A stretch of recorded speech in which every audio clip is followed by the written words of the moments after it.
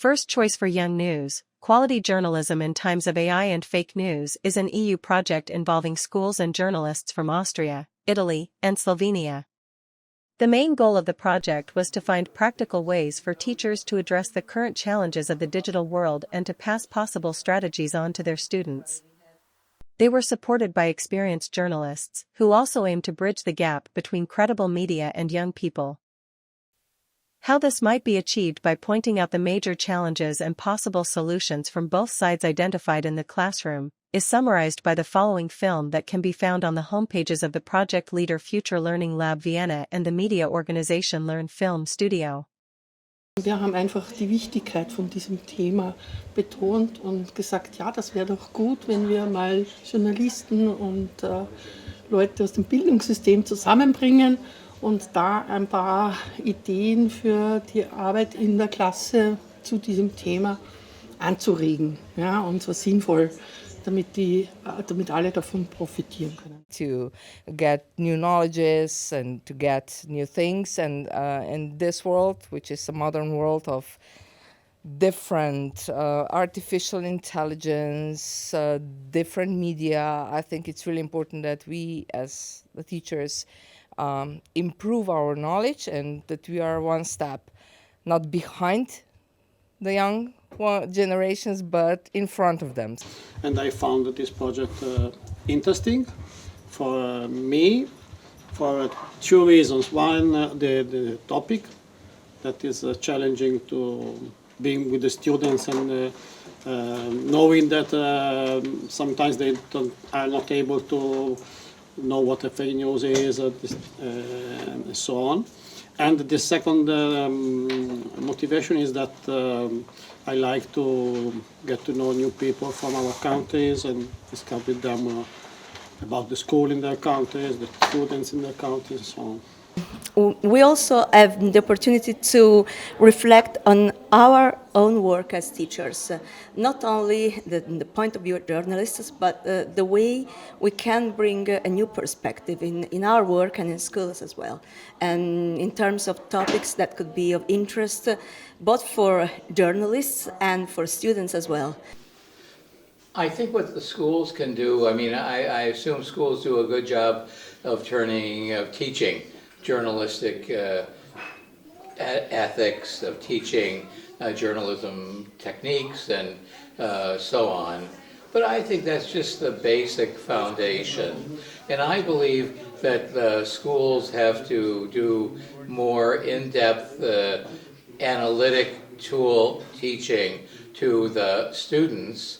And I believe that the students need to do more role-playing under the guidance of their teachers, so that they role-play being in the media, some of them, and some of them role-play in being in the audience, and then they switch roles, and then they discuss it. The first summit in Vienna was focusing on the question, how can educators better understand the challenges of journalism? High-ranking journalists from newspaper and TV stations were telling us their experiences and were open for discussions with our participants from school. We had the chance to listen to journalists and understand how they work and what challenges they face every day. And we also are, I think I am more aware of the problems and challenges that come from our contemporary society. And I think the role of journalism, it cuts both ways as well. I think journalists need to have a continually updated education about journalistic ethics and also about the latest techniques that are being used and how they're being used and abused. And I think journalists have to make an informed decision whether they're going to be part of the problem or part of the solution. In the discussion about media literacy, we isolated three main points, and we put the emphasis in my group on the question how journalists can bring media literacy to schools, to school classes, to students, so that they learn how to use information, how to check information. For me, one of the main problems is that teachers are no journalists. So they don't know the criteria for professional, for quality journalism to teach, for example, fact-checking. For example, you need 2 independent sources to confirm a fact as being right. And on the other hand, you've got journalists who don't know how to teach in schools. And without the skill of teaching, you won't reach the students in the classroom, and you cannot give them information about how good journalism works. And this is the problem we are looking a solution for. Do you think journalists are doing enough to get into schools and into education? And what should they do, maybe? There is a clear answer: they do not enough. It would be very, very important to do more, to bring best practice models, role models from the area of journalism to schools, to young people, to show why I am a journalist, why I am in this subject. They are not journalists in politics, also in science or in economics or in culture, as myself. We have such good persons here, such good journalists. They have to go out into the schools and explain to young people why I am a journalist and what I am doing here and what are my news and what are my fact checkings and my contribution to your young life. And we are all responsible for that. So it was quite interesting to understand what or how a journal works, and very, very challenging for us to meet journalists, even if we don't know their faces coming from Italy, and to understand how this world works and how much they can support us. The role of journalists is very important, but journalists need to show up differently, not just as a byline. They need to show up in person, and they need to talk about process, not product. They need to establish long-term relationships with teachers, not one-off visit. And what is most important, they need to listen to what students don't trust, and then they can address it honestly. We came up with 3 really important topics. One is, how can we foster the connection and the communication between journalists and teachers? How can we build up useful content for teachers and, of course, for the students within schools? And what support do we need and what restrictions do we face? We were trying to combine these 2 important areas on the level of our states, so Slovenia, Austria and Italy. And the thing is that we think that we should include very important stakeholders like ministries and governments in general, which kind of is not the thing that is important today for them. Spread the news to others, especially to other teachers. And we would like the journalists involved in the education more. I don't think they do. Why? Because media have financial issues, and currently in the digital environment, it's particularly problematic because most of the money is coming from advertising. But there, the media is competing with Google, Facebook, X, and so on, which are much bigger, much larger, and they can get much higher revenues of digital advertising than any media in Italy, Austria, or Slovenia, but also in Germany or France or UK. So this is not a fair competition. The second summit at San Vito was asking why is it so important for journalism and schools to inform young people about the importance and dangers in this area at an early stage. Again, it brought together journalists and educators from 3 countries, leading to interesting discussions. Young people are the first generation to grow up entirely inside that flood. Social media, algorithms, AI-generated content. If they don't develop news literacy early, they become easy targets for manipulation. In fact, That manipulation and the digital environment shapes how they vote, what they eat, who they trust. Just like road safety, this must be learned young, or media literacy won't become instinct. It's very, very important in our very complicated modern age of misinformation and disinformation to try to teach skills to very young people onwards to older people to be able to discern truth from what they see and hear online.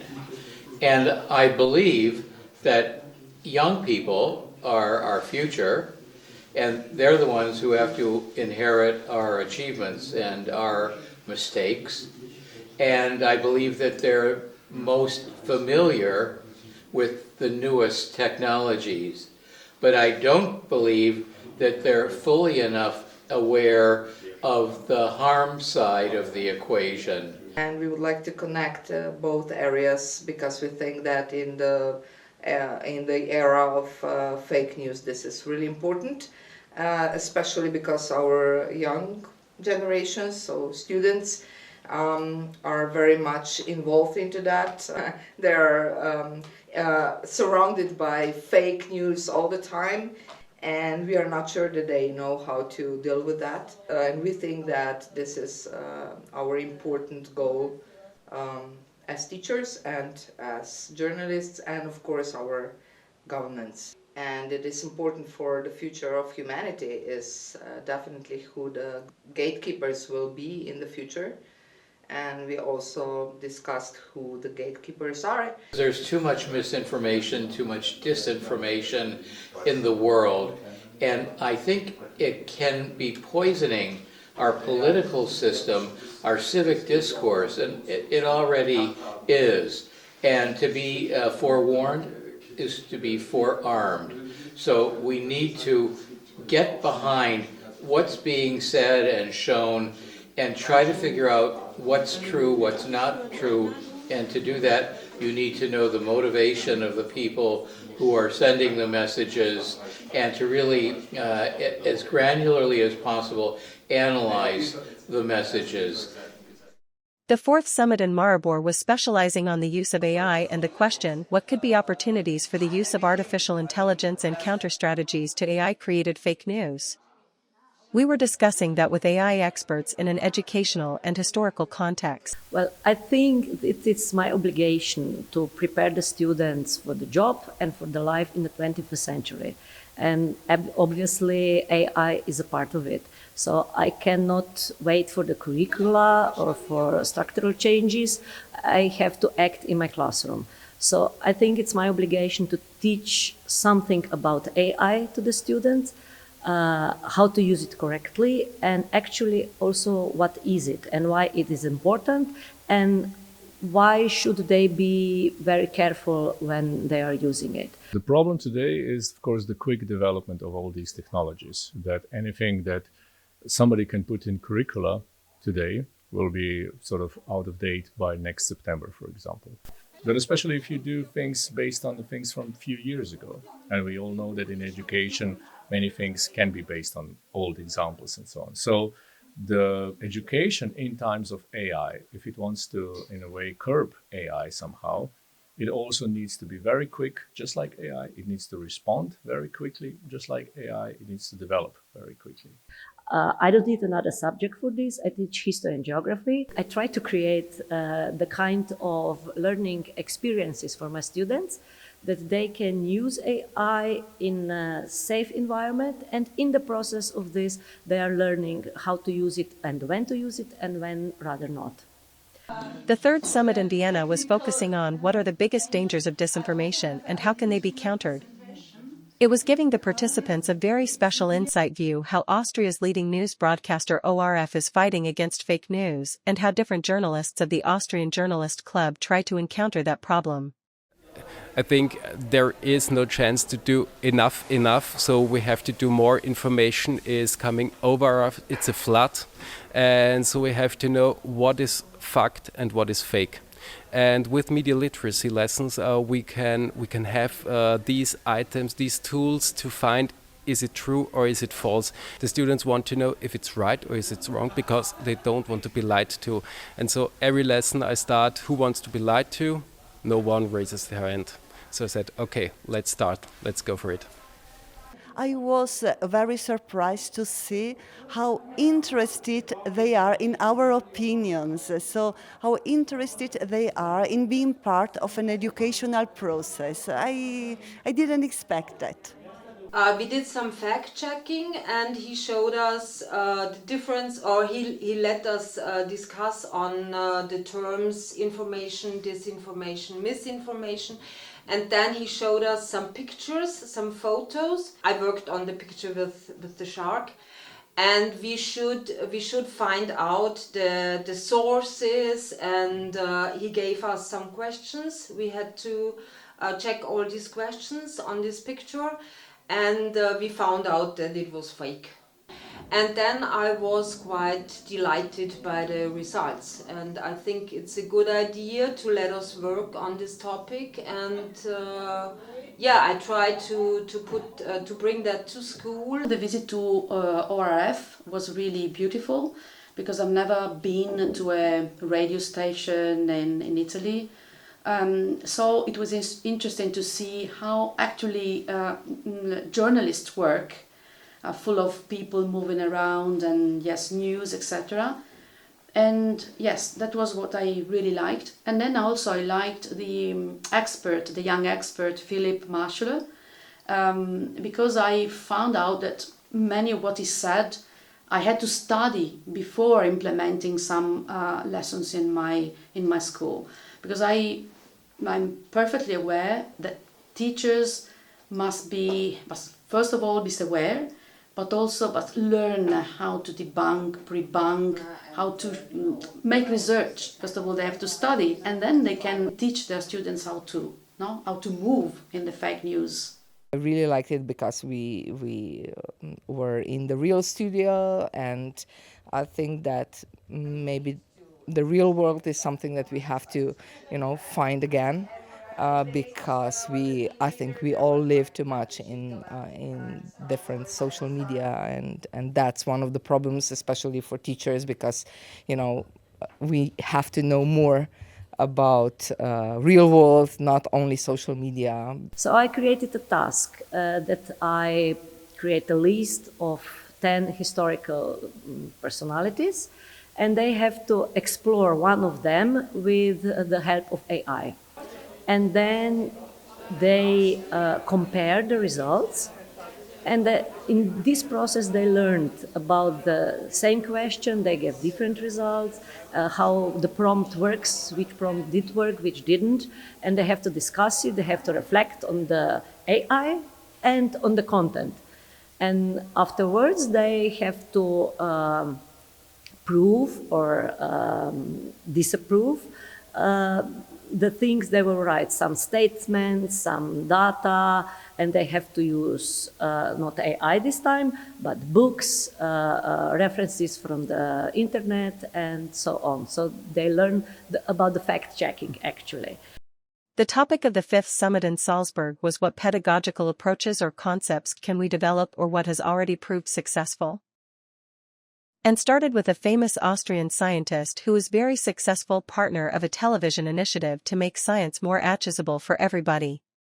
Ja, ich wollte ein bisschen drüber sprechen, warum es die schlechte Information oft leichter hat als die gute Information und was das bedeutet für den Journalismus und für die Zukunft von unserem Informationsökosystem. And we discussed how to define the important nouns that we use in media literacy, like misinformation, disinformation and malinformation, as well as the historical context, so that fake news is nothing new, and this is put in all throughout history. We discussed about philosophers that already saw the use of misinformation, or about wars that were started with misinformation. We saw a lot of different things during the project, like the speech of Hitler in Maribor that didn't happen, or how news sources were misused in the Israel and Gaza wars. Ich glaube, das Einzige, was uns wirklich schützen kann, ist eben guter Journalismus, weil die können was machen, was künstliche Intelligenz nicht kann. Wenn irgendwo ein Vorfall war, dann können sie dort anrufen und mit Leuten reden, die dabei waren, die irgendwas damit zu tun hatten. Das kann KI nicht. Die kann zwar aufs Internet zugreifen und dort Artikel lesen von Journalistinnen und Journalisten, aber sie kann nicht direkt nachfragen. Und das ist halt das, was Journalismus so wichtig macht, weil du brauchst irgendeine Institution, die wirklich die Zeit, Mühe und Kompetenz sich antut, solche Dinge eben nachzuprüfen und dann hoffentlich auch zuverlässig wiederzugeben. I hadn't thought about sharing my experience in teaching with the everyday life of a journalist regarding, of course, fake news in this case. So it was quite challenging to understand also which activities I could introduce in my classroom to make students develop their critical thinking, because what I reflected upon yesterday is that fake news, misinformation, disinformation and so on contribute to make students have a lack of trust in institutions, which means in schools as well, in teachers, in educators, in families. This sounds scary, but the good news is that teaching media literacy costs us anything in the classroom. Because in fact, media literacy is part of the curriculum. Just think about reading a news article as literacy, or spotting a misleading statistic can be math. Again, debating a political event is civics, or tracing a story's resources is research methodology. Teaching media literacy doesn't replace subjects. It runs through all of them. As I've said, I've not learned much in school about media literacy. I've mostly learned it myself. If I have to tell the teachers something, is that sometimes it is okay to be cringe in order to reach the children, I guess. They are aware of where their weaknesses are. So they actually said when the theme is communication, how to write our article or how to develop our interview. In this case, we need help because we don't know the rules of communication. Otherwise, we can choose tools and everything by ourselves. Making the children learn, teaching them, and pushing them to do projects that teach them, like making their own documentary, they write. People, not just awareness, but general skills. This is a newspaper. The last event at the Pedagogical College in Vienna again gave us the possibility to debate amongst journalists and teachers, but also to summarize our experiences and to present our work.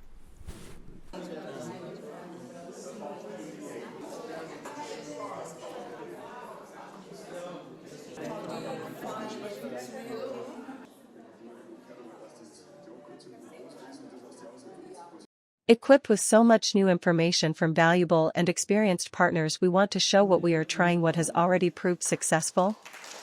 Although awareness for the need of closer cooperation of schools and media and of finding strategies making students more resilient against fake news is growing, the fight is not over. I think that the thing that I like the most is the energy that we created. So I think that this is a good basis for our future cooperation. We have known to know each other, and it's a way also to share better our opinions regarding teaching, regarding fake news, regarding journalism, and so on.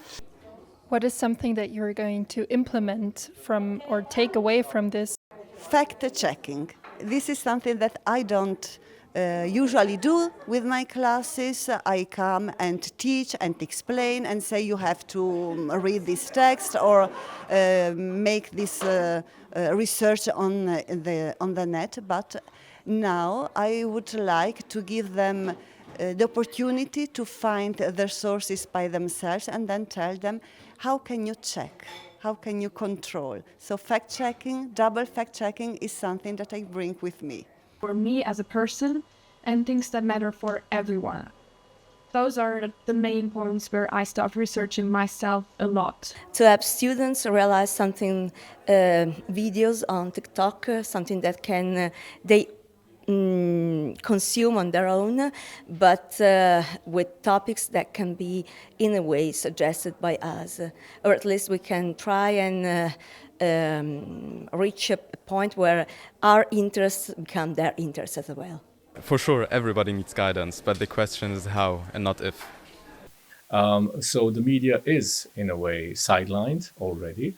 But also otherwise, I think they should also think more about involving young people in other ways, not just in terms of, let's say, happening on TikTok and so on. They should have more young people producing content. They should have younger people involved in the editorial decisions. It does not help if you have a media outlet where the editor is still, of course, let's say, 50 plus years old. I remember when I was a journalist, and one of my editors at that time, I suggested to him that in Slovenia that I would do a review of the new album by U2, and which were at that time, of course, already for the biggest band on earth for 15 or 20 years. And he asked me, who are they? All school systems in Europe must be made fit to face the challenges, and all serious media companies should be eager to help them. First choice for Young News, we were trying to see how we can find solutions, actually, how to bring together educators and journalists in a useful, meaningful way. For me as a journalist and a media literacy expert, it was an inspiring experience to meet so many engaged people. And I am sure that teaching media literacy in those schools who participated will be different from now on. For sure, the next generation deserves better information. And this better information starts with media literacy in the classroom. And it starts, for sure, with us, the journalists. Ich glaube, eine große Herausforderung wird sein, selbst die Motivation aufrechtzuerhalten, sich Kompetenzen anzueignen. Weil gerade wenn ich etwas Neues lerne, dann habe ich viele Jahre vor mir, wo egal was ich mache, die KI wird es besser machen, ohne meinen Input. Aber im Endeffekt wird man trotzdem in vielen Bereichen Leute brauchen, die sagen, ich übernehme Verantwortung, wenn die KI da etwas falsch macht. Und die Leute müssen sich halt mal antun, diese Kompetenzen zu erwerben. I mean, today anybody can be on social media, but still not a lot of people can be on media. And whenever you have something on media, whenever they have like friend or relative on TV, everybody is still much prouder than if there is a video on social media. Und das war eigentlich eine sehr erfüllende Arbeit für alle Teile. Und das sind eben diese zwei Rollen. Das eine ist Medienproduktion, das andere ist Medienkonsum. Und das sollte natürlich das auch gegenseitig einen Einfluss haben. Let's go for it, do more and let us work.